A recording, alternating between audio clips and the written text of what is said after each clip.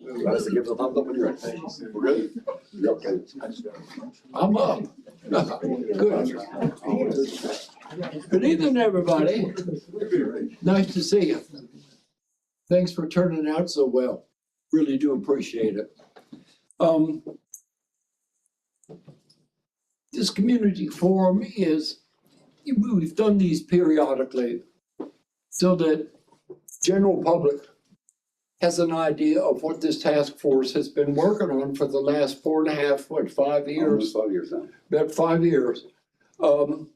Because we really have been plugging away. There has been substantial progress made, but most of y'all have no way to know that if you're not on the task force.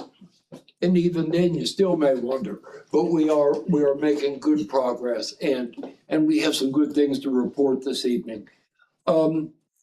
Because this is at least a quasi-public meeting, is there anybody who has a comment that they'd like to share at this time, which is the way we've usually done it in the city meetings at the opening of the meeting? If there's someone here for public comment, we certainly welcome that. Fan started speaking. Uh-huh. It just turned on, started making a noise from behind all of us, so. Uh-oh, okay. There being none, we will move on to the new business.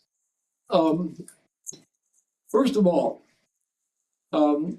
we have Josh Barker with us, who is the Assistant Attorney General No, for the state of West no, Virginia. I'm not. I'm not the Assistant Attorney General. Yes, you are. He's from the Attorney General's office. Yeah, I work for the Attorney General. Oh, you've been promoted tonight, man. No, I'm not. I'm not. He works for the Attorney General. He does not want to be his assistant. That position probably catches a lot of abuse, so I don't blame him. Anyway, Josh, what would you like to share with? My name's Josh Barker. I'm the Director of Substance Abuse Prevention and Outreach for the Attorney General's office. I'm the quote unquote drug czar for our office. I have a friend that's coming with me. He's the drug czar for the state of West Virginia. His name's Stephen Lloyd. Dr. Lloyd, if you've seen the movie Dope Sick with Michael Keaton, the guy that played Batman, well, that movie was made after him. And he is our drug policy guy for the state of West Virginia. And I've been following him around for about a year. And I feel like I went back to school and got very well educated on the drugs and all that, and recovery, treatment. It all falls under the same umbrella. My qualifications for this job is that I'm a drug addict. I can do probably 70 Percocets in a 24-hour period at one time. Wasn't nothing to it. Then I got into some fentanyl and I overdosed and went to treatment here in West Virginia. It saved my life. And I was working for the Attorney General at the time, who was the auditor, and then he became the Attorney General. And for 3 years, I worked on getting better, and then he puts me in this job. So that's how I'm here. But for the last year, I put almost 40,000 miles on a state vehicle. I visited every treatment facility, spending multiple hours with clients, just trying to figure out what's good and bad, and who's treating our people the right way. I've got a major focus on our sober living homes. Probably after the legislative session, I'll hit the ground running again. I just had major neck surgery, so I've been taking a little bit easy. And that's a whole other ball game too. I could tell you about that with opioids. But, you know, when I went to have that surgery, when I was on my way to the house, they handed me 45 Percocets and 16 Flexerils. And here I am, a recovering drug addict. But I went into a medical marijuana stop. Now, that doctor didn't tell me anything about those opioids, what they could do to me. Of course I know, but there was no education. So I got to doing some digging when I felt better. Medical marijuana, they educate everybody that comes in there and purchases something in that dispensary. We should be doing that with opioids and everything that's being dispensed in this state, and we don't. There he is. about 20 cops out there behind me.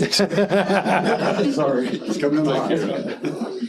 But we just got started and I was telling them about what I've been doing. And this is Dr. Lloyd. He's our drug policy guy for the state. He's a Tennessean, but he knows probably more back roads in the state of West Virginia than most of the people in this room because we have run them in the last year. We are super lucky to have him. He's probably the smartest addiction mind that I've ever been around. That doesn't mean a lot, but I've been around with quite a few of them. But most of us was burnt out. We didn't have a MD beside our name. But yeah, he is doing great things for our state. And I'd ask him to join me tonight because we've been doing a lot of stuff hand in hand together. And I'm gonna let him speak. Thanks, Josh, and I'm sorry I'm late. I can't read my phone. The number of miles it says it's to here from Morgantown is not right. That has to be as a crow flies. There's no way that's right. But thank you. I've been to Elkins before. I came and met with Judge Alloy right when I first got here, and I have run the state. I am a Tennessean. I'm from Northeast Tennessee, a little town called Jonesboro. It's in Appalachia. And I grew up in rural Appalachia. Just looks just like here, only not as beautiful as it is here right now. I got addicted to OxyContin and Xanax when I was a young doctor. I was the first person in my family to ever graduate college and let alone med school. And my chief resident year, which is the last year of residency training, didn't like my life very much. And on the way home, I had some pain pills in the glove box from a dental visit and got started there and went on about a 4-year run and nearly took my life. And that's probably the luckiest thing that ever happened to me, actually, because I got help with things that I never would have gotten help with. And one of the things I noticed as I was going through the treatment process, I got treated different than everybody else. I'm a doctor. I got MD after my name. I didn't lose my job. I didn't have to detox in a jail cell floor. And that's really where I started to see the disparities in the care between the haves and the have-nots. And really, it changed my life. It changed my career. I'm an internal medicine doc by training, ICU, medical step-down units for about 15 years. But when I went through this, I didn't want to do anything but addiction medicine.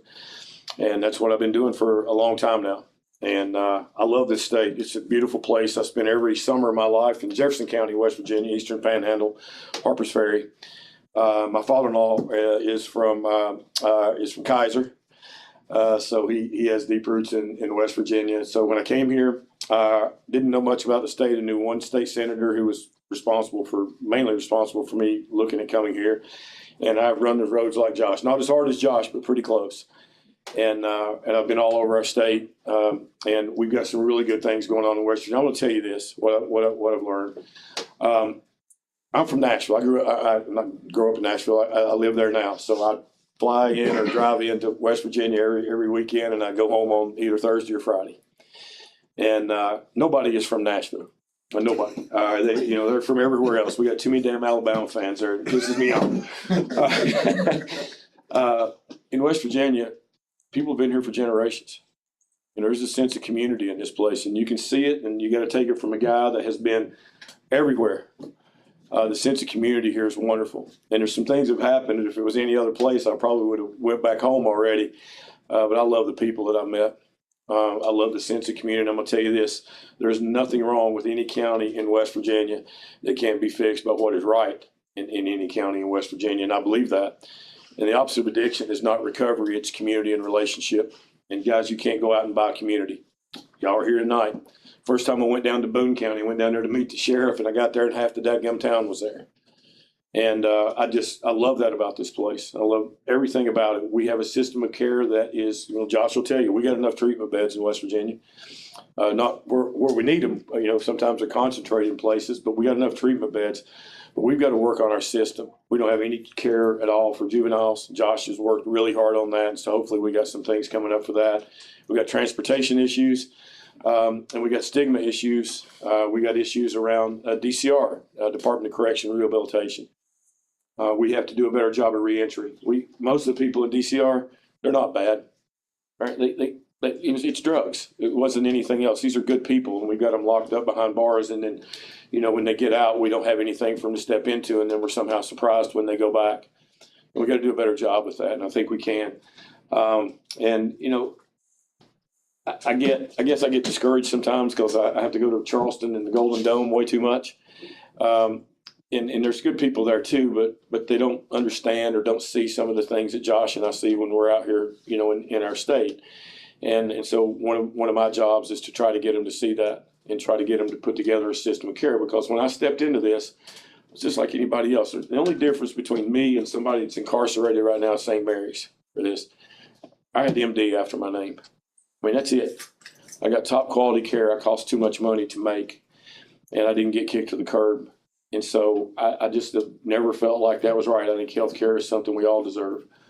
And so I've been working really hard for, 15, almost 20 years now of my life to try to fix that system. And, there's disparities in it all. It's not just people that have, money and resources, the people who don't. Color. The black and brown community, if you look at people in addiction, about 1 in 10 people get help overall.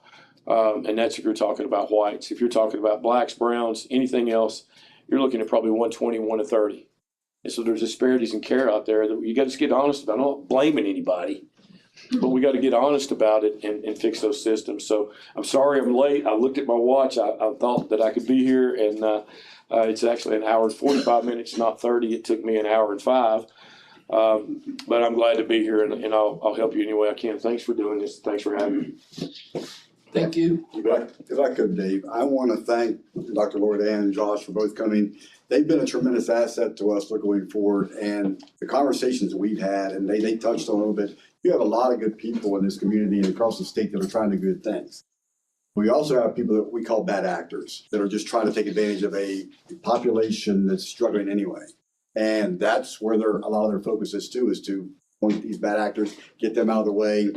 And our task force that comes here once a month, they hear the same thing you're talking about, the same challenges, the same struggles. But you guys are helping us address that. You're trying to make sure people are state certified, which I think we need that consistency across the state because all of our citizens, all of our residents, and everyone in the state deserves that same quality of care. And we've got to weed out those bad players. And our Chiefs here is a big part of the West Virginia First Foundation now. And you got people that are coming with their hands out. Well, we want to make sure they're delivering the services they claim that they're going to be providing. And these guys are helping us hold them accountable. And for that, I applaud them right now. So I'll say that about our colleague here to the right. This is a team effort. We can't do this without law enforcement, our judiciary. Like I said, my first trip into Elkins, I met with Judge Alloway and wanted to see what was going on there. He's a federal magistrate, but it's in all of our court systems. I see more kindness and compassion out of law enforcement in this issue than I do my own profession. That's the absolute truth. And I've seen it everywhere I've been. It's no different in West Virginia. So thanks for being here. Appreciate it. You bet. And we were going to move right around to Chief Bennett. And Chief Bennett has been integral to the work that we've been doing from day one. And he has really brought along the Elkins Police Department so that they're significant partners in working with us on these issues, both in terms of intervention and recovery, and in thinking about the whole matter of prevention, which we really need to focus on with the kids. I mean, oh my God, prevention has with a capital P. And the chief has been very much part of that, and so have the guys. And so with that being said, Chief? Sure. I'm Travis Bennett. I'm the chief of police for the city of Elkins. I also have a second responsibility as with the West Virginia First Foundation as one of the members of the expert panel for Region 4. Well, I'll speak a little bit to both of those roles. Now, with the police department, we're not seeing too many real shifts over the last few years. It's pretty much business as usual. We've seen maybe a shift in the substances that we find. We still have a ton of meth out there. I mean, we took 5 ounces of meth and a gun from somebody last night, but we do see more fentanyl now. That's kind of flip-flopped a little bit from what it was maybe just a couple years ago.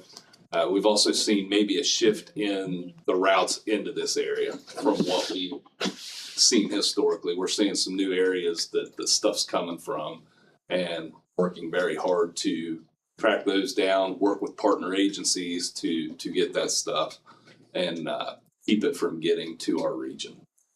As far as the West Virginia First Foundation, I guess the message that I would like to send is pay attention to that.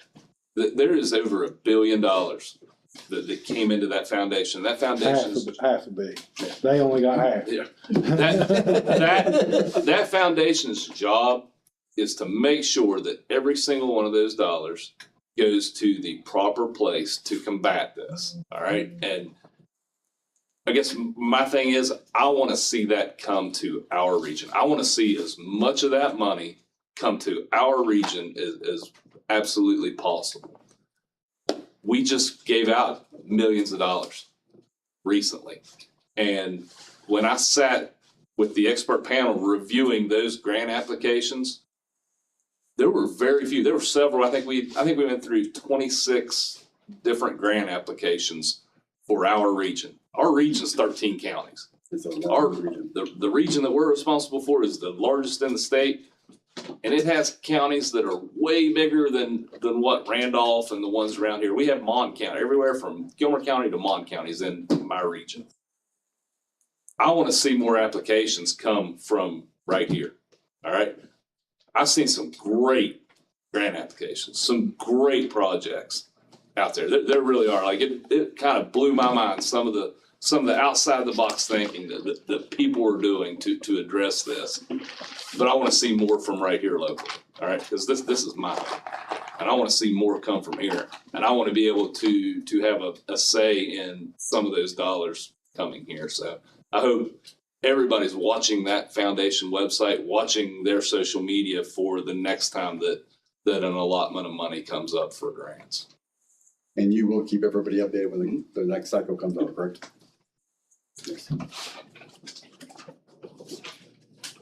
Our next person on my list is Marky Jeffries. Marky is the peer recovery support specialist who has worked with the task force from the very beginning. She is, I don't want to make anybody else feel bad, but Marky is like the key resource for our task force. The people she knows, the approaches she knows, the way she's worked with EPD and everybody else has just been exemplary. And she brings a level of value to the work that we do that I just, I don't have words for it. It's just awesome. And with that, Marky, and I think you can address a point that Dr. Lloyd made too while you were speaking about DCR and people transitioning out from corrections. So I'm Marky Jeffries. I'm the peer for Jobs in Hope, West Virginia. I'm under West Virginia Sober Living as well, and I help with the task force. So with people transitioning, West Virginia Sober Living actually got a grant through the West Virginia First Foundation to help individuals that have been incarcerated and have to have at least 18 months clean or in recovery. And they're starting that program in April. You can get online at West Virginia Sober Living /PRSS class and put your application in for that. They help with 500 hours for PRSS. They help with the state certification and will help you find employment afterwards. Other than that, it's just been regular with Jobs in Hope. And as for EPD, so far this year, knock on wood, we've only had 10 call outs, a couple fatal. But other than that, at least 8 of them are in treatment and are doing good. And a lot of people were breaking the stigma. So a lot of people are actually coming to officers and saying, hey, I need help. And then they reach out to me and I help them find treatment and transportation. And they have been awesome with helping transportation too as well, even if it's to the hospital. They will help them get to the hospital. So the stigma and the bridges have been gapped with law enforcement and getting people into treatment. That's all I have. And this is Riley. Riley keeps her mother in check. She does, yes, And tries to prevent burnout at home. She's my best friend. yes. Yes. No, I think she's my best friend. It's a competition right now.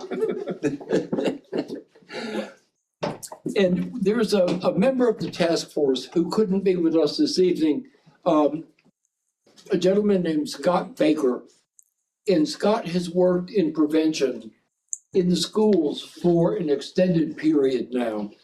And with a couple of different programs, but right now, Scott, we've asked Scott to focus on this because he had already begun to make some connections. There is what's referred to as the Icelandic model from Iceland, where they took a hard look at what was going on with substance abuse with their young people, and it was out of hand. It was seriously out of control.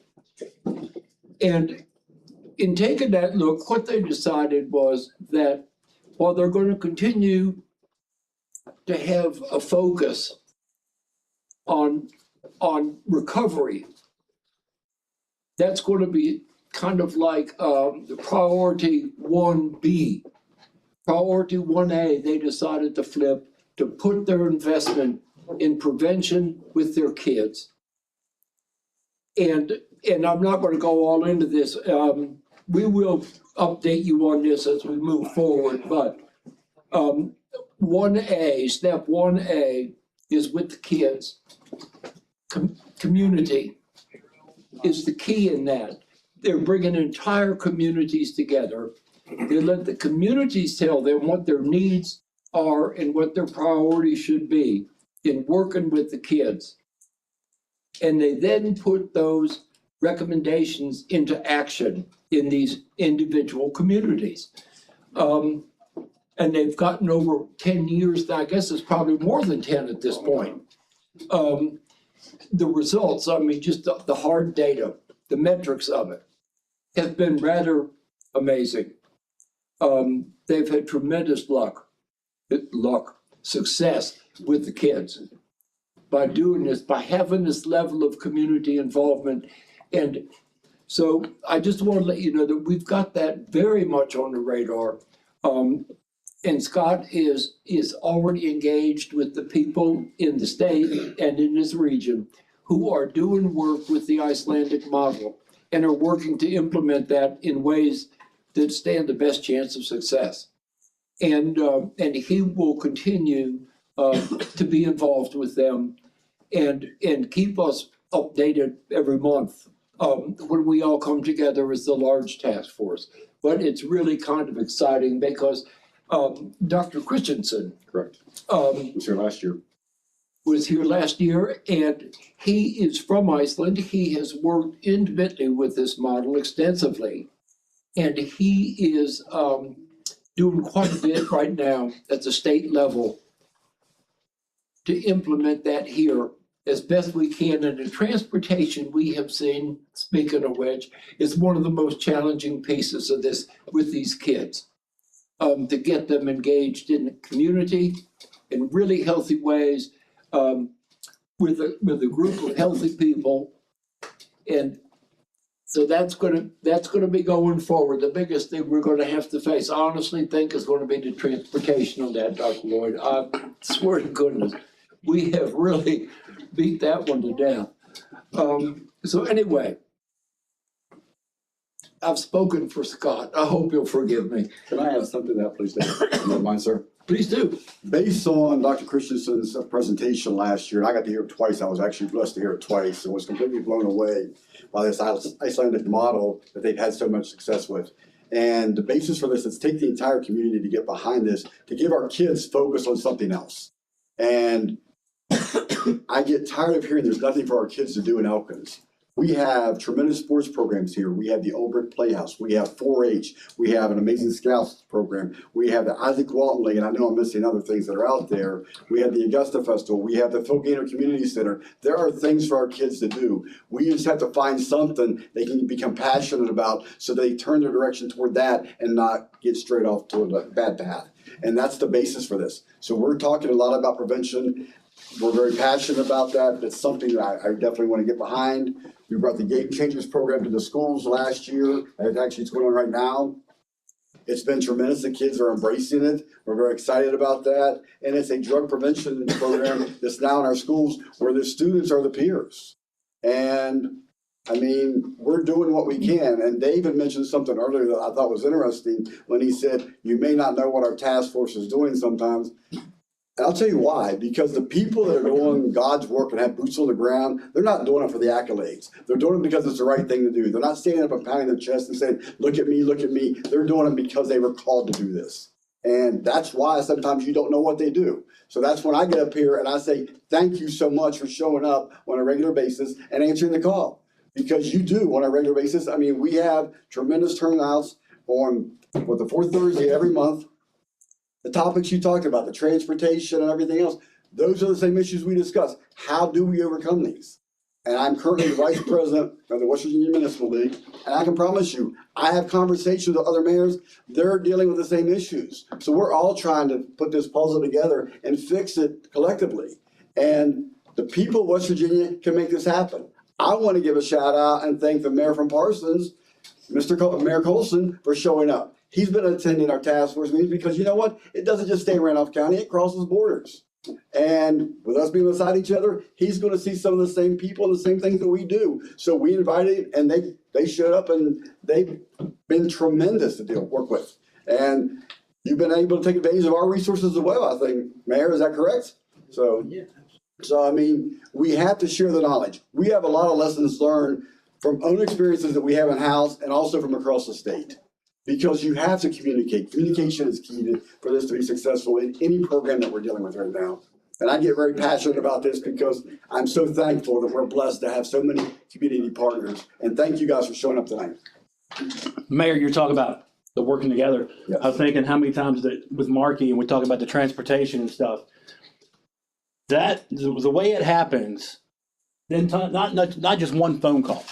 Like Marky gets contacted, she'll contact me or whoever. I'll contact somebody trying to set up transportation. There's that network of people. It's always the same people always working together. I know when Marky calls, she's usually going to say, "Oh, friend, I want to go lay in traffic." She's having a bit like she's having a rough day, right? But I know when she says that, it's like it's time to go to work. You know, actually, it was yesterday. I think, but Yeah. it's always that same group of people. Like our phones, our contacts of these people are. You can't put a price on these things because this is people who, you know, I've been doing this for like 6 years now, and you've been all these years. And I can, like when you were talking, Dr. Lloyd, talking about law enforcement and stuff. I remember when I first tried to do the LEAD program in Fayette County. I'm from Fayette County. I worked in law enforcement in Fayette County. I was an addict in Fayette County. They looked at me like I was crazy. But we turned it around because we had a good judge, Judge Ewing. When you have that judge up top saying, hey, let's work on this, you know. But you're right. And I told the guys at our facilities, and it's something I've like recently landed on. All the things that sound corny and wholesome are the things that actually help people. Because I told the guys, you know, that guys in treatment were trying to be, you know, put that away. And like it's the same with the community. Does it sound corny or cheesy? Like, hey, we got to get involved with the kids. It's true. It is. Absolutely true. Let's be corny. You know, that's what it takes. Well, and I like to point out the work that you guys do, and you collectively do work together, and I appreciate that. I mean, all the partners we have work together. You're not just helping that individual, you're helping that individual and their families.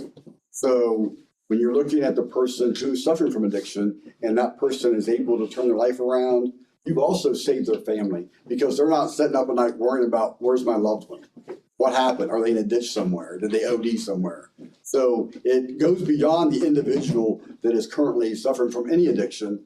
It's their entire family and their friends around them. Hopefully they'll see that. And I mean, we have other peers that are back there too. Sam, thank you guys for coming as well. I mean, and back to Travis and the West Virginia First Foundation, we have Allie's Hope now that was able to be born out of that. And I'm hoping that you'll talk a little bit about that tonight while we're here at a public forum. Not to put you on the spot, Shelby, but I'm going to. So, I mean, we would love for you to talk about how that worked and how well it's going for you. Now? Sure, why not? Well, I want to speak first. Okay. I went there today. Okay. It's a phenomenal place.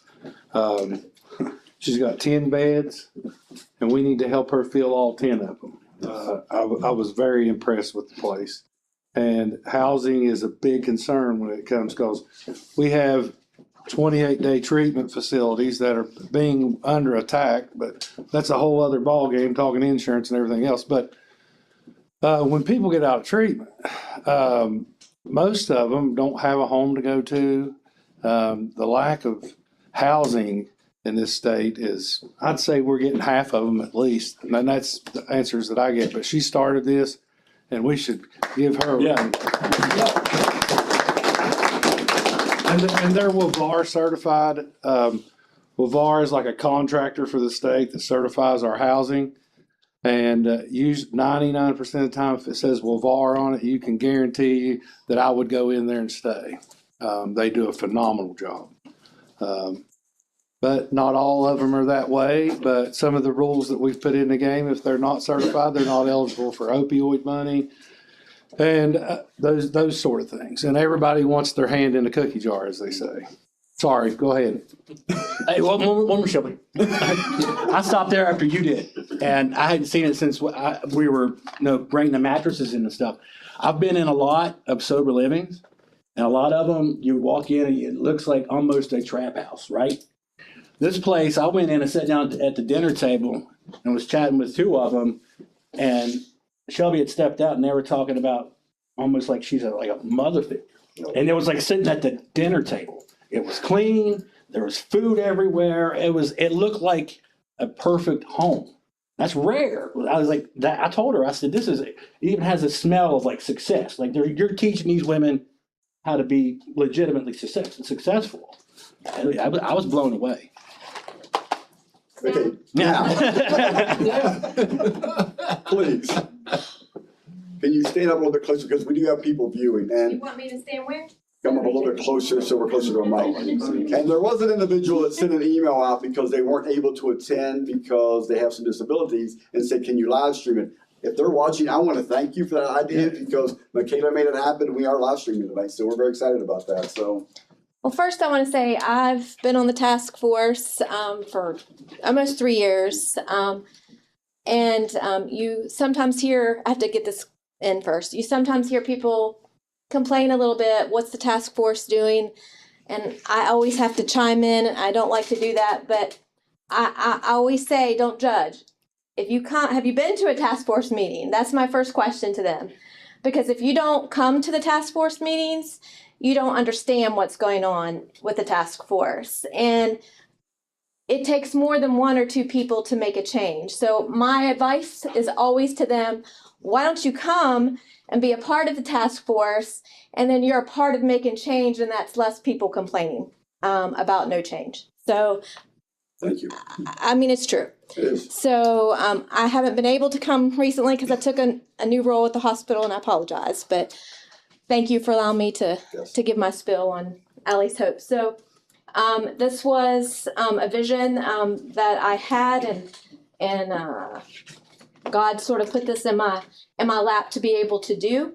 But Allie's Hope is truly a vision from experience of my own family. So I started this house because my own child has been down this road of addiction, and she was in a sober living house, and it was not a good sober living house. So my goal for this house this whole time has been, I want it to be a home when a mama drops their daughter off, they can feel good when they walk away and leave her there. And that's been my whole vision about this house. It is for women 18 to 65. We have 10 beds. We can accommodate 10 ladies. They are in agreement to do a 12-step program while they're there. They come in already 30 days clean. That's mandatory. confirmed sobriety. They, again, are agreeing to a 12-step program. They agree to do IOP and therapy while they're there. They have to find a job because we all need purpose. And they have to have a purpose in life, and they need to learn what regular living is about. We all have to work, right? So they have to get a job, and it's a faith-based nonprofit sober living house, so church is required on Sundays. I have several churches in town that are very active with our house. The ladies come and do meetings or just activities with the girls. Some of them are picking them up and taking them to prayer studies during the week. They attend church with me every Sunday, and they are just focused on their sobriety and on their commitment to their sobriety. I do run it pretty strict. I have one here with me. She can tell you that. But I feel like that's necessary to make sure that it runs successfully. So I say this all the time anymore. I have 4 ladies right now, and God could not have blessed me with any better 4 ladies to start this program with. So I'm very happy with that. I think they're very happy. They talked to you when I wasn't in the room, so they were able to say truth, I guess. But I tell them I'll love you, I'll support you, I'll guide you. I have a full-time house manager that's there with them during the day, Jackie, and she loves them and supports them and guides them equally. They have to be accountable, and they have to do their part. But we are there to make sure that if they're willing to do that, that we're going to make this a success for them. And they're doing that right now. They're doing a great job, and I hope that others can help fill me up. I need some more girls.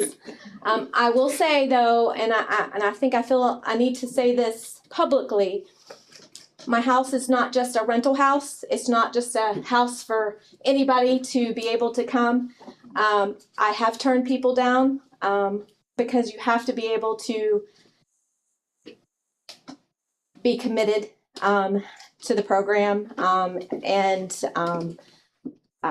I have to see that you're going to be a good fit, meaning I can't bring somebody in the house that's going to tear my other girls down.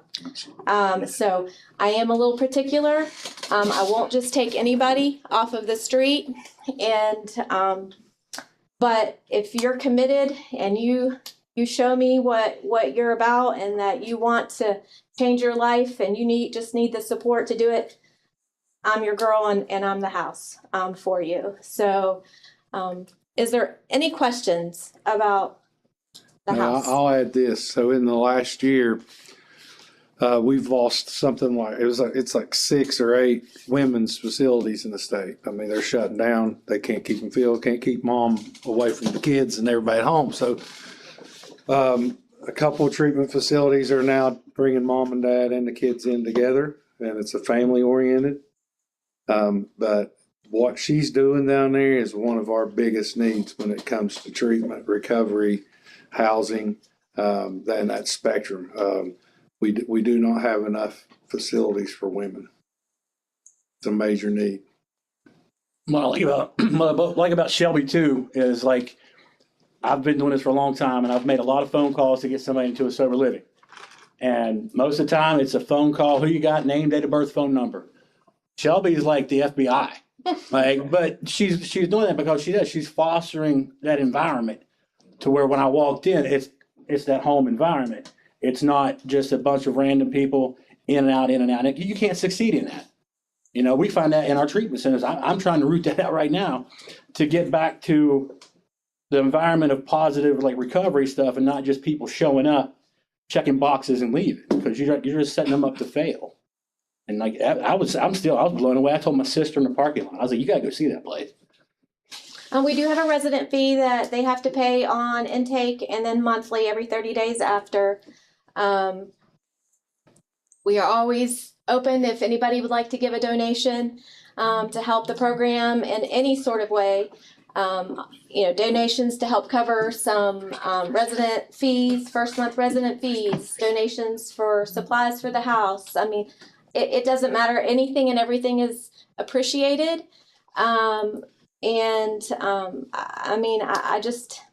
I really feel like this can be a game changer and lives are going to change within those walls. And that's my goal. And I've had great community support.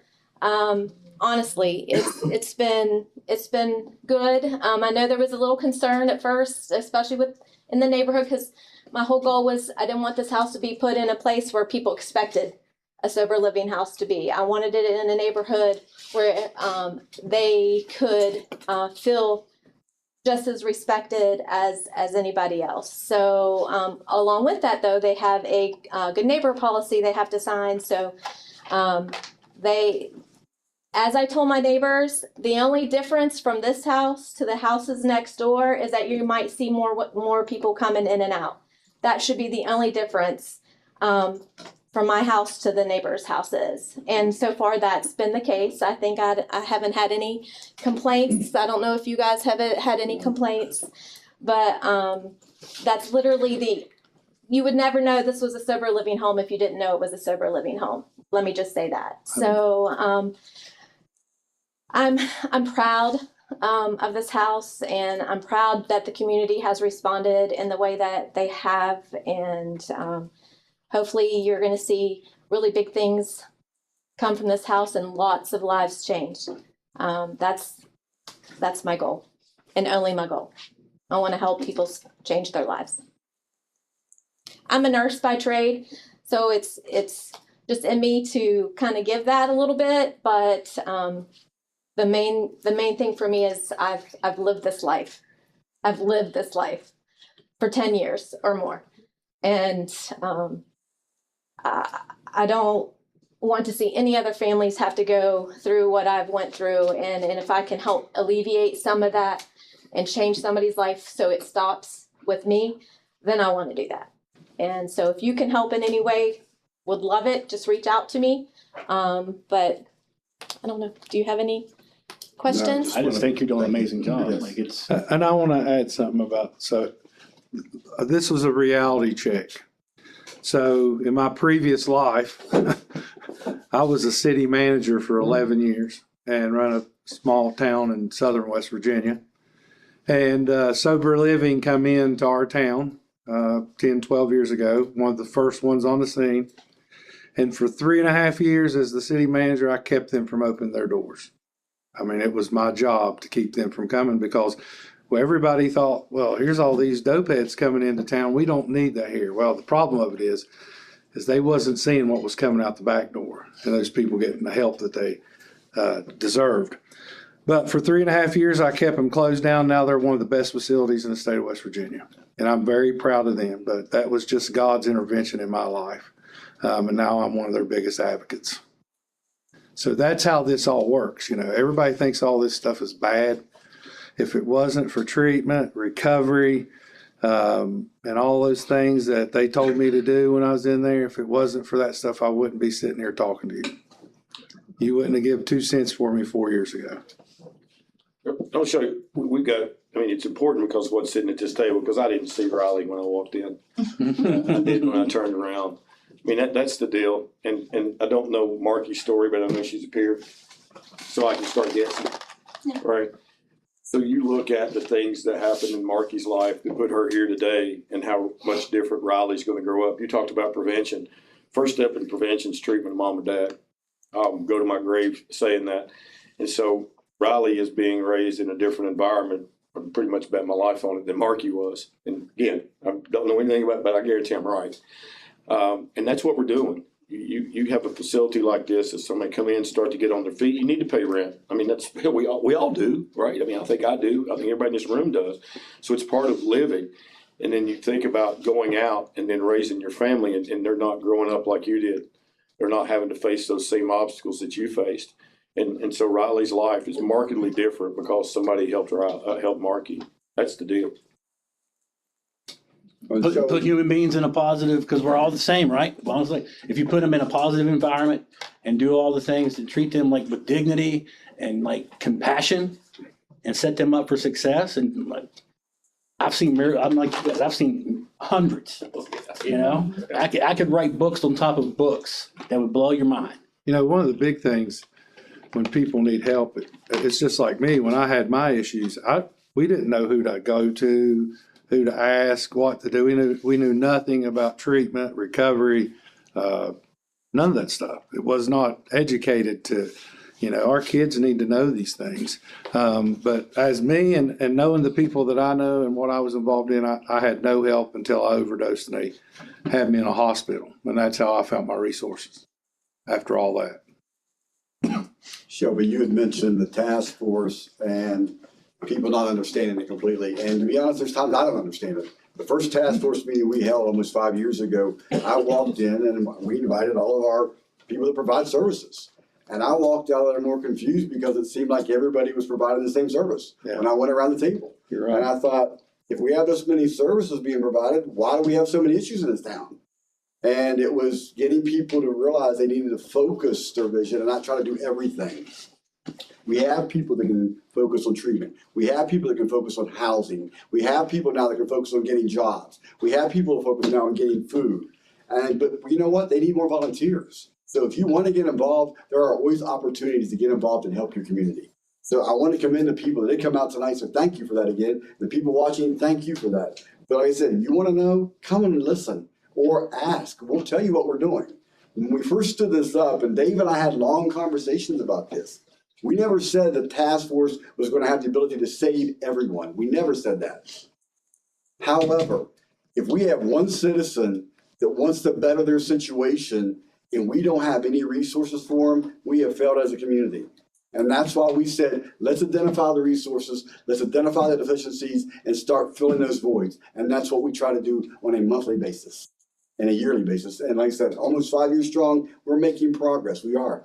It's slow progress. Look around the world. This is an epidemic worldwide. If there was an easy solution, no one would have issues. You can't fix this just by waving a magic wand. We didn't get it overnight. We're not going to turn it around overnight. As Dave mentioned, it took Iceland 10 years.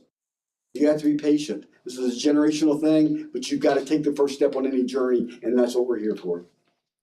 And I'll get off my soapbox on that one, though. But thank you again, Shelby. You're welcome. Does anybody have any questions about the house? Good job. Question. Chief Bennett was talking about the need for people to look at grant opportunities that we're saying this region, after looking at what other areas are doing and some of the pool programs that they've been able to get funds for. I didn't know, is your program getting funds? Oh, trust me, they're gonna get a grant application. Good job. But you were able to use settlement money from the Yeah, county so- commission, and I commend them for that. Yes, so I was able to start this up because I partnered with the county commission and received money through the opioid settlement funds that the county commission received. I could not have been able to do that without. So this allowed me to be able to purchase the house and do all the things that I needed to do to get it ready and open. But that money's gone. And so, now it's just survival, and trying to get things elsewhere. So you will be getting a grant from me. Yes, so I plan on trying to utilize the First Foundation to help. And Shelby, if you need a letter of support or anything, let me know. Thank you. I mean, Appreciate it. absolutely glad to do that. I would like to add, the people that don't understand how the West Virginia First Foundation is, the state got $1.2 billion. Half of that money went to the foundation and the other half went to the municipalities and your county commissions. So all this money's not coming from the foundation. You can apply through your county commission, cities. I don't think you guys got as much as everybody else. Not at all. I mean, it's really crazy. It's like some counties, the county commission didn't get nothing, and then the city's got like $3 or $4 million. But utilize those, because that is the same opioid money that was distributed in the settlement. However, Josh, I will say I'm thankful for what we got because we were able to help launch the Game Changers program using that funding. So that we used it for that in that manner. And without that, we could not have done that. Mayor, you said if one life I was sitting here thinking, I met Shelby through this task force. Allie, the house is named after her. She reaches out for me to help Allie. I went to the drug house down here, not my job description, but I don't care. I went down there with Shelby. We've been through a lot together. Yes, Dave has helped me And multiple times. now you look at where Allie's at now. That's one life right there. My daughter's been clean since July 21st. Yep. You know, this is a tough. Addiction is just a horrible, horrible disease, and I don't think people can really grasp the disease unless they've watched a family member go through it or they themselves have experienced it. You just can't grasp how controlling this disease actually is, and how hard it is for someone to break it. I mean, it is extremely hard. So relapse is obviously a part of this ugly disease, but we always hope that it'll be the last time they relapse and they succeed after that one. So sometimes it takes one trip to rehab. Sometimes it takes 16 trips to rehab. And I don't say that facetiously. We have somebody in our recovery community who went to rehab 16 times, and she is fantastic in our recovery world, and she is rocking it for years now. And but again, if we gave up on somebody after one time at rehab and they didn't succeed, where would we be? So never give up hope, ever, because lives do change, and sometimes it just takes a while for somebody to grasp it and for it to stick. Actually, Shelby, I'm gonna add to that. Somebody gave me an analogy about 2 years ago that kind of stuck with me when they were talking about people went to rehab and they failed. And they said, how many times does an individual start a diet and fail? Do you give up, or do you keep trying to lose weight? It's the same concept. You give up, you keep trying to get better. No, keep trying. Keep supporting them, encourage them. Don't give up on them. So it's the same concept. So yeah, but I thought that was an interesting analogy. I'm like, okay, there's something I can relate to, so. Yeah. A minimal thing, I always tell people, are you a smoker? Have you tried to quit smoking? How hard is it? Some people can't. We'll multiply that by, because that's the effects that drugs have on you. So it's just not as easy as, why don't they just stop? I mean, it drives me nuts if I hear somebody say that. That's just unrealistic. But we can always work and support and give resources, and that's what everybody here is trying to do. Help give resources to help people make it a success. I have one more question. I'm sorry, everybody. There's no quotas tonight. We're good, Nancy. But your comments about how they need to be clean for a while before, Yes. like 30 days. Yes. is it? To get to that point is, I can only imagine, is super, super hard. So what is that first step, and do we have enough support to get them to even that part? If they reach out, there's plenty of us around to help somebody get into rehab. There's plenty of Detox people. is usually the first step before you go to sober living, because you have to have detox/inpatient before you can go to a sober living. Really quick. So somebody out here on the streets, like, I'm ready to get help. I reach out to Marky. Right? Right, okay. I work for Wise Path Recovery Center. She can call me. She can call Help for West Virginia. She can call these places. They get on the phone with me. We put them through the admissions process. If they don't have transportation, which is 99.9%, they do not. Right. We work with Motive Care, but we work with them, but we work with, there's a couple of other things actually working good. Jay from Seed Sowers down in the southern part of the state, they're transporting a lot of people, rides to recovery through recovery points. So transports are getting a little bit better. So, but they pick them up, they bring them to detox, 4 to 7 days in that detox. Then they transition over to the residential part, which is 28 days. And during that 28 days, immediately, we start looking at their plan after that. And I beg and plead with people to go longer term sober living. But some people have jobs and stuff they got to get back to. But it's like, that's the reason that 30 days is there, is because like when they come detox and they go to the residential, we start working on getting a hold of people like Shelby and putting them where they're going to be comfortable. I like to tell people, I'm from the southern part of the state too. And I grew up in a holler, so I can say this. A lot of the times our people need to get out of their holler. They need to go somewhere different. I'm like, you're from Mingo County. You ever been to Morgantown? Like, you ever been over in the Panhandle? Because a lot of people, and I was the same way. You don't understand that there's a whole big life outside of your holler, because you know how we are. Our people, our holler, we stay there. So it's an opportunity if you find somewhere. I was trying to get one for Shelby. I said, you never heard of Elkins? Oh, you'll love it. It's beautiful. And I started explaining to her, but that's how it is. And it's hit and miss, but it's. And what we haven't talked about, and I've ran into this twice now, I've had some ladies reach out to me.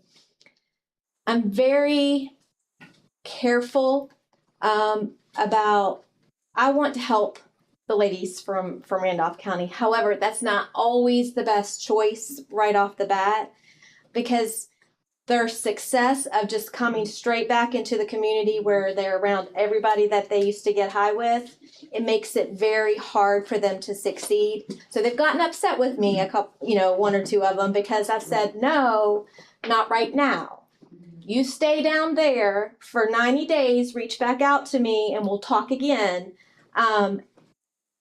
Because it's my job to make sure they succeed. And I can't do that if I'm just letting them come right back, because I know they won't. So if you hear a rumor that I'm not taking girls from Elkins, it's not that I won't. It's just that I'm looking out for their best interest right now, and they have to do something away from here for a little bit of time before they're mentally ready, because that's the time period they're going to learn how to control their triggers, how to control, just get stronger in their recovery and in their commitment to their sobriety.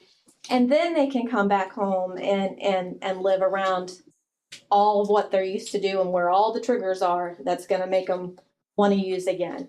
So does that make sense?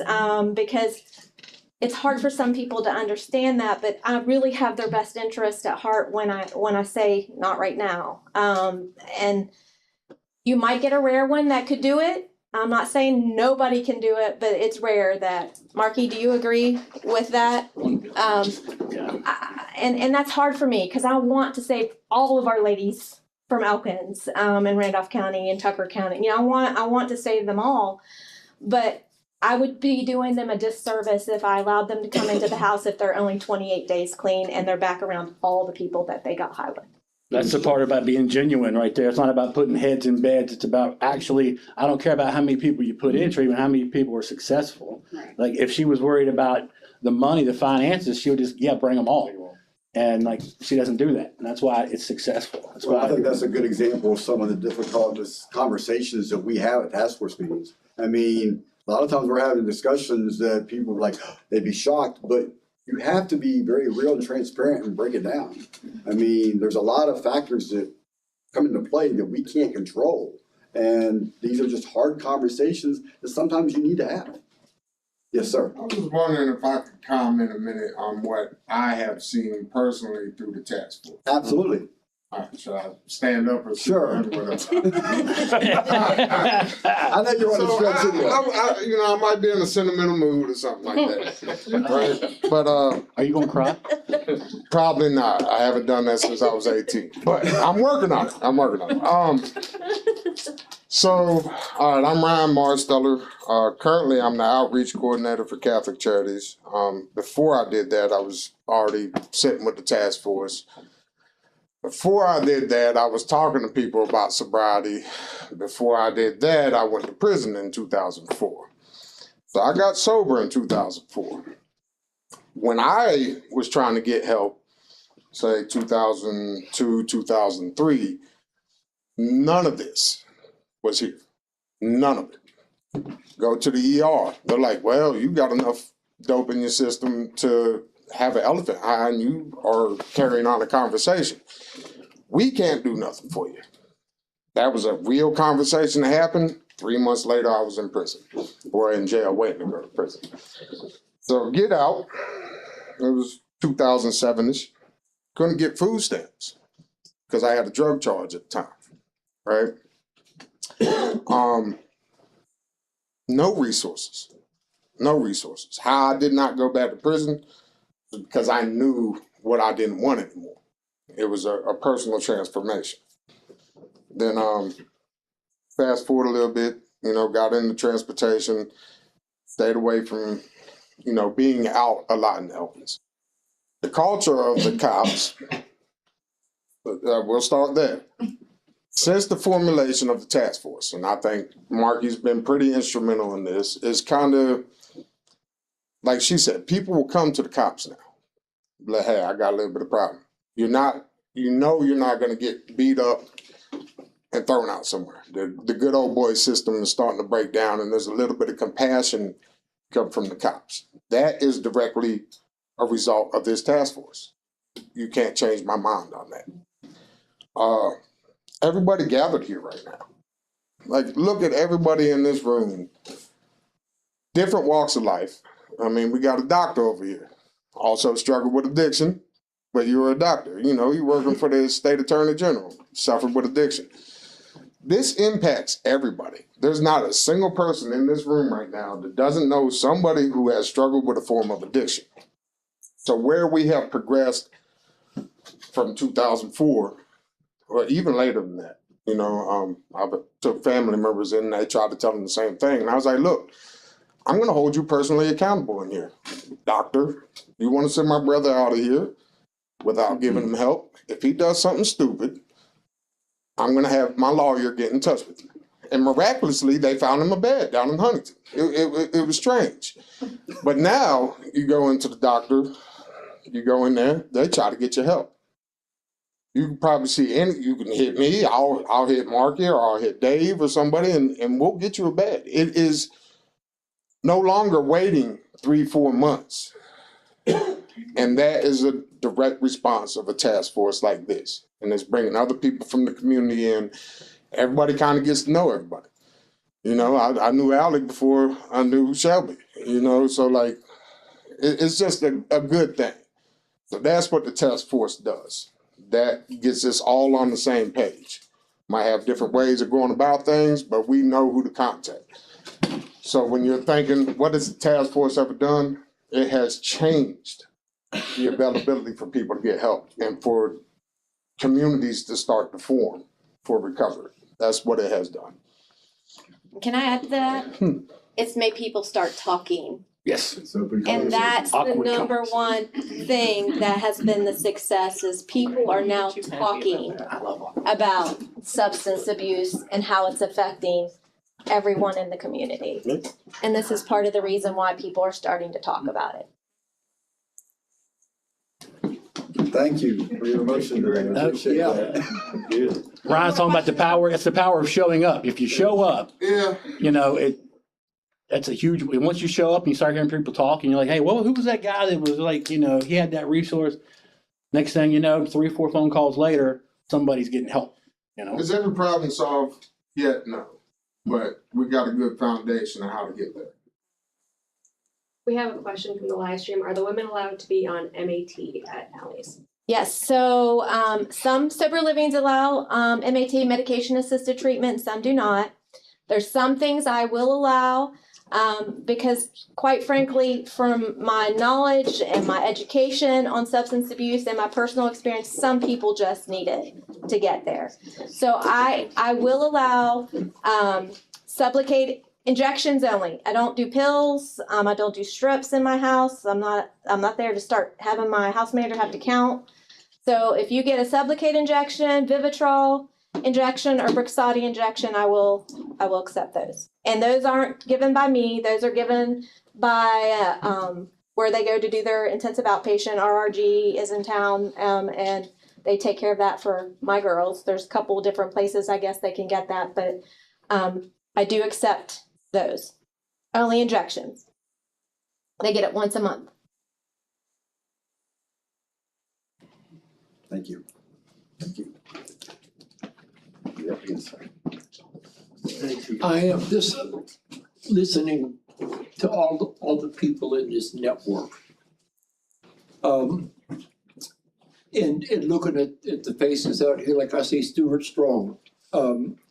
Stuart is the key part of a program right here in town. He's got some of his staff and colleagues with him. Thank you all Does it the for right way. being here. Yeah.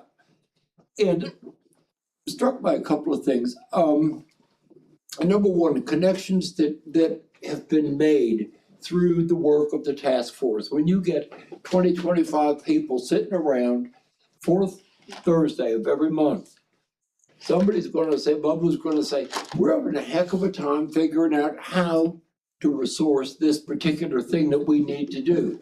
And another person at the table will say, oh, talk to me after, I think we've got some ideas.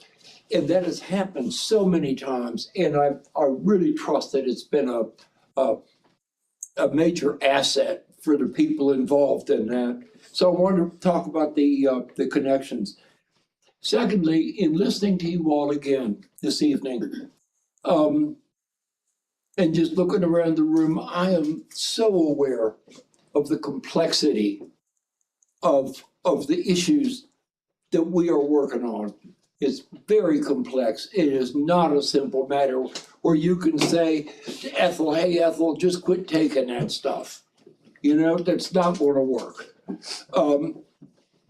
There are a lot of layers of complexity. We have talked tonight about having state certified facilities, which is what we need to have. We've had experience with facilities that were not state certified and were not operated properly. And it has been a real, I think it's been dramatically unfair, first of all, to the people who went to these places, expecting that their recovery would be supported by being at this Basically human place. trafficking. Yeah. And then it all, absolutely had an impact on Shelby when she wanted to open up and do the right thing. yes, yes. You know, we've on a regular basis, we have worked with so many of these pieces. And it is complex as all get out. And and we've got a deep concern for the children. And we also have a very sharp awareness of family systems and what these kids have to struggle with. And the painful kind of stuff in their lives. And so we're working on that, and I think I'm really glad, I'm so deeply grateful for what all of you are doing, for your interest in being here, for your willingness to take on all these complex elements of recovery and prevention and intervention and treatment. I don't have words to adequately express that. But, you know, most of you all have shared some piece of your story. I will tell you this, and I've not said this in other meetings. Part of the reason that I'm here is because I want to be here doing this work and working with this extraordinary group of people. That's number one. But number two, I lost a stepson to substance abuse. We buried him at St. Brendan's. You know, you were right. Everybody in this room has been affected in one way or another. You know someone, you've got family members, you may have struggled personally. And so here we are together. And we will continue to rock and roll. But as you have an opportunity, share in the community what you've heard tonight. And I hope it gives you a sense of hope about how we all move forward together as a community. That would be my goal for this. I mean, the more we engage all of our folks, the better it's going to be. And again, thank you all so much for being here. But yeah, and you know, just representing your personal interest, maybe an organization, whatever it is. Thank you. I'd also like to thank the task force for the past almost 5 years for educating me, because I've actually changed my thoughts about a lot of, I'll say, stigmas that I had in the past. And having the open, hard conversations educated me. I was ignorant to a lot of things that I didn't know about. And I told you she's my buddy, by the way. And you know what? She's worth fighting for. Her future's worth fighting for. So, this wasn't planned by any means, but I said, we want a better future for little Riley and Riley's friends. We really do. And we have to break the cycle somewhere. And it's gonna be, like I said, it takes a village. I mean, I know that's a cliche, but it truly does. And we are so blessed to have the resources that we have in small town Elkins. I am so proud of the partners that we have, and thank you all the time for doing God's work, because you truly are. No, I'll say this. I'll forget, To really look at recovery and what's going on in this world right now, the president has an initiative that he's put out. The attorney general put me in this position. There's a lot of stuff in the government that's going on that you guys don't hear about. But like she said a few minutes ago, it's by the word of mouth. Here, I give everybody my card. I answer my phone. If you see something out there that you think we need to know about, do not hesitate to call me or send me an email, and I have plenty of cards to hand out if you want one. I will say text Josh, because then it's in writing and he can remember easier, because if you tell him on the phone, he will forget. Just kidding. Love you, brother, but it's easier for me to text you. It is. It's a lot easier. I mean, you go 40,000 miles. It was like 37.5 in an 11-month period, and I never left the state but one time to go to Lexington, and that's it. And most of the time I'm behind the wheel, so they tell me not to text. I think the car is rigged, because every time I pick the phone up, it makes a big alarm sound on the dashboard. I'm ready for them to send me a letter saying, "Are you on your phone?" It's a stake for you. They send me a letter. I am on my phone. Yeah. Are you attending the meeting? Are we at the end? Okay, I wanted to make sure, because something you said earlier about not having anything to do in Elkins. I have no idea what that's about. Because this place is ungodly beautiful. And when I came through here the first time, I was actually wearing somewhat close to a suit, which I try to stay away from. But I looked around when I was here, and I saw all these streams, and so I don't come here now without my fly rod and whatever. I mean, this place is absolutely gorgeous.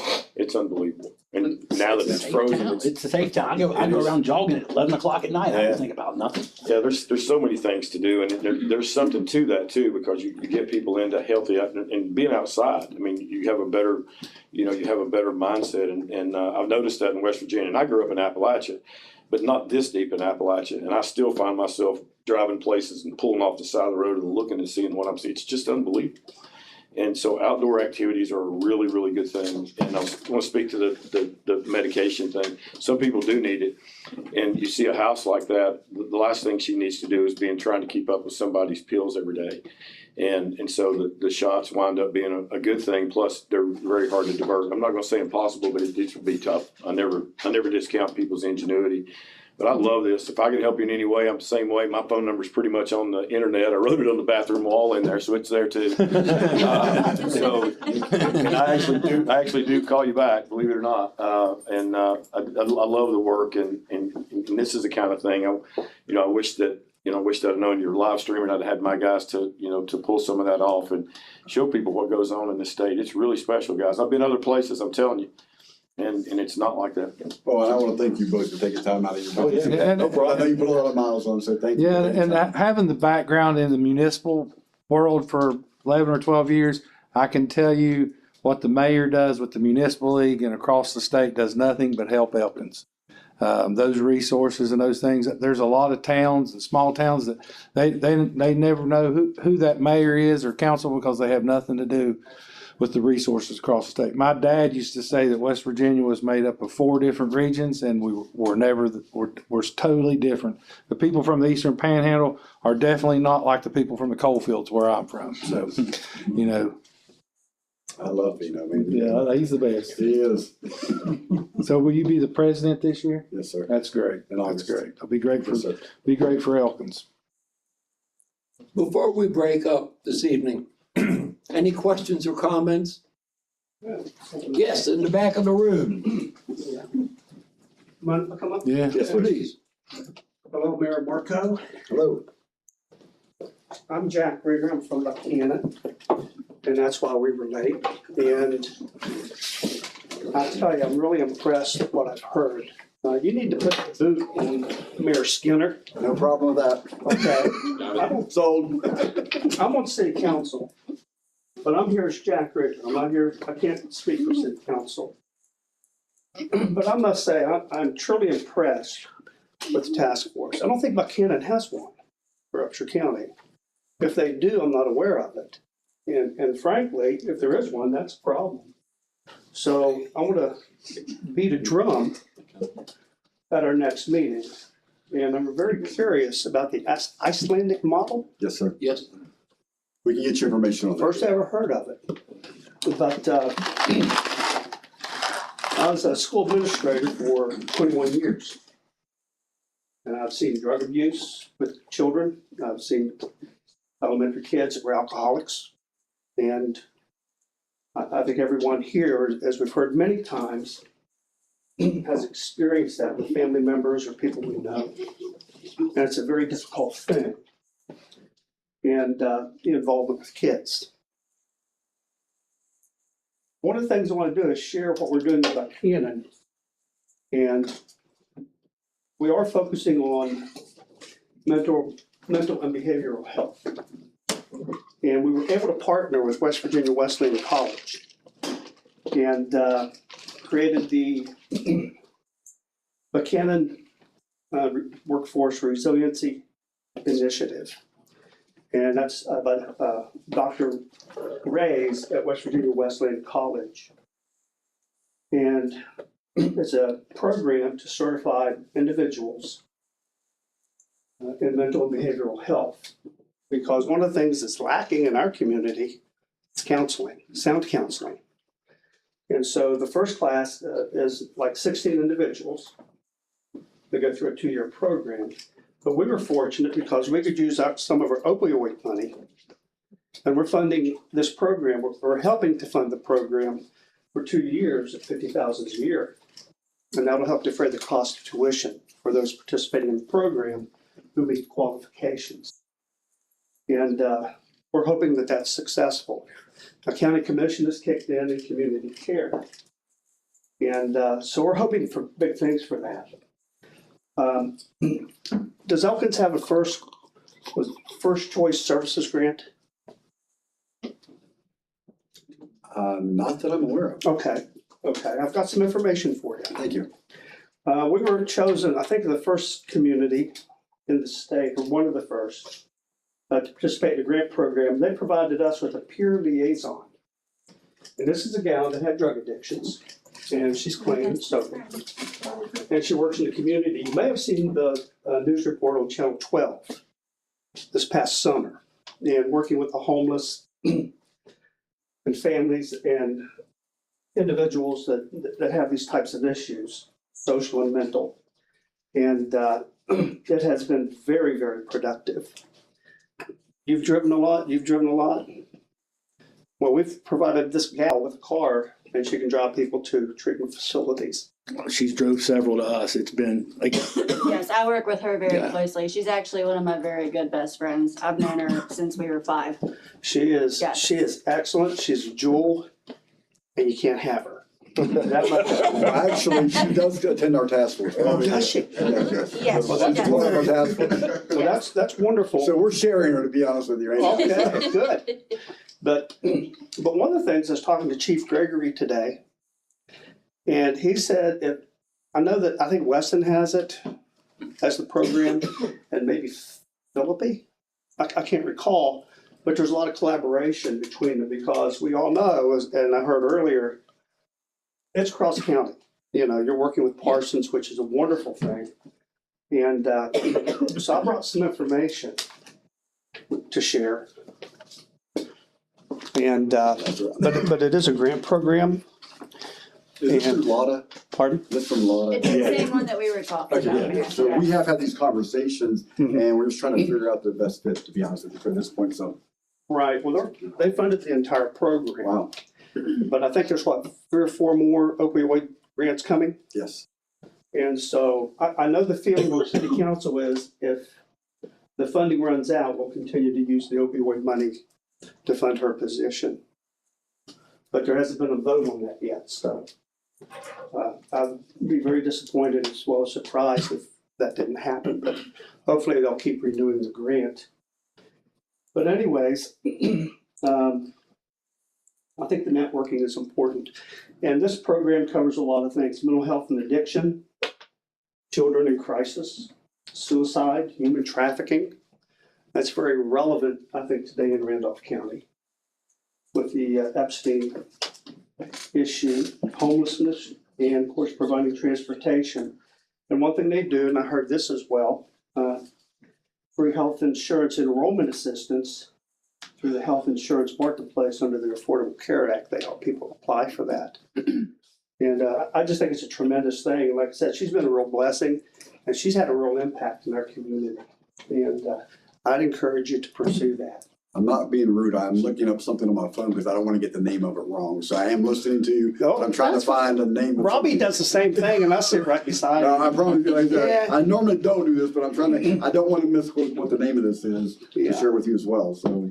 Yeah, and, but anyways, I want to conclude on February 25th at 6 o'clock at the Creative Arts Center in Buchanan, which is next to the Dairy Queen.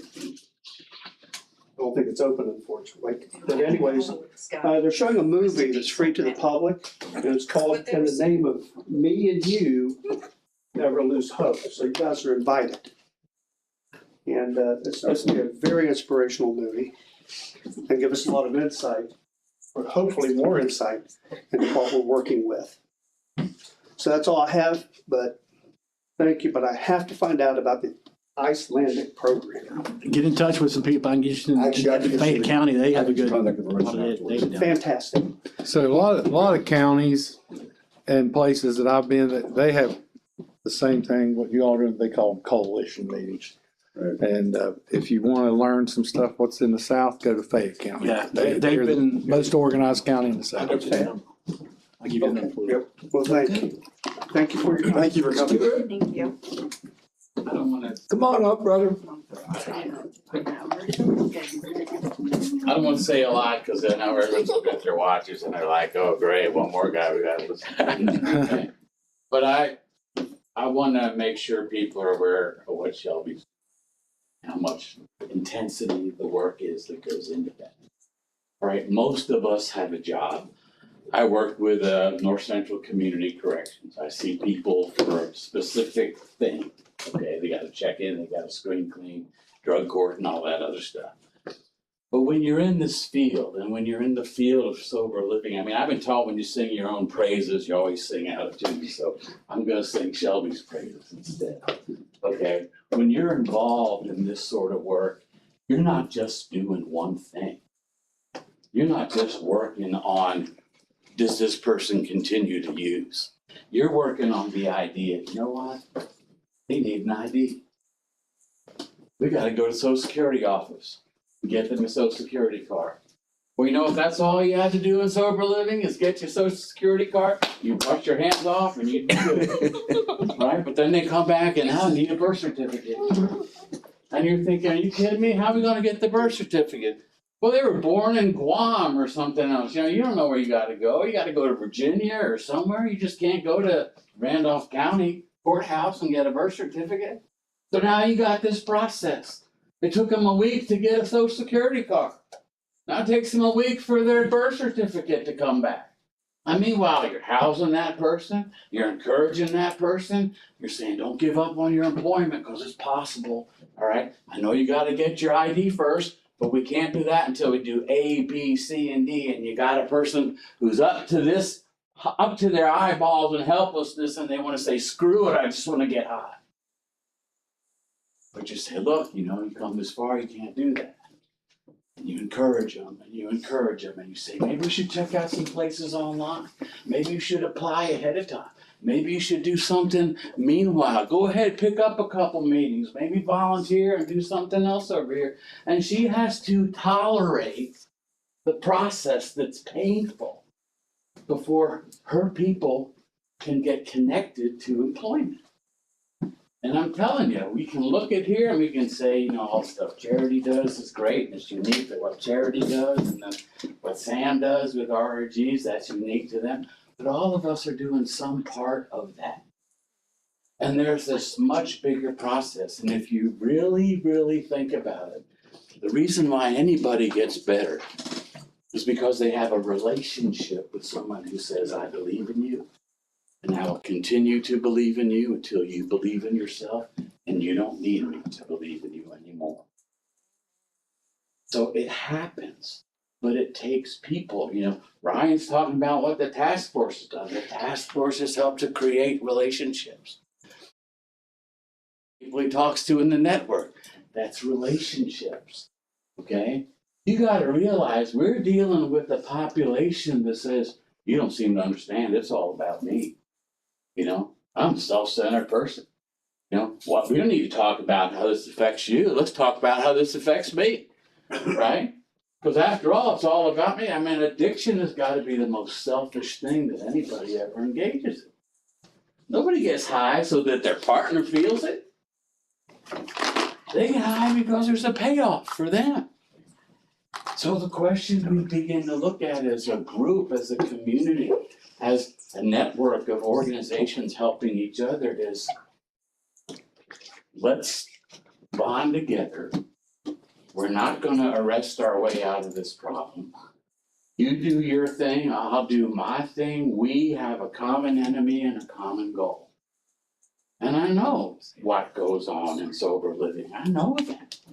And you can get, and she may not admit it, but you get burnt out pretty quick helping a bunch of people who are like, we just talked about this and you went ahead and did it anyway.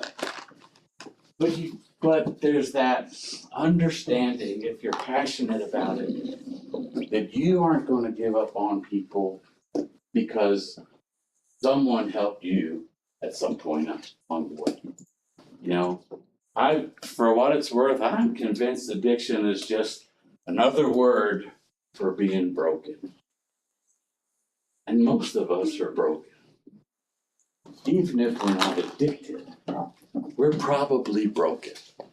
Because life has a way of kicking our butt. And some of us come up with creative distractions. Some of us crawl into a hole. Some of us don't quit. But when we heal, and when we know that healing is possible, we can't keep that to ourselves. And there's a need to share that path and that process with other people. I'm pretty sure what you gotta do to get better, if your drug of choice is marijuana, is pretty similar to what you gotta do if your drug of choice is meth. But there's an attitude out there in treatment that says, stop doing this. You got 30 beer cans in your trash can, you need to stop drinking. And when we, through our conversations with each other, when we talk to each other, we know that those 30 beer cans is a symptom of a bigger problem. He doesn't drink 30 beers because he's thirsty. He drinks 30 beers because they do for him what Mountain Dew doesn't do for him. So we have to figure out what are they running from? Because it's already pretty obvious what they're running to.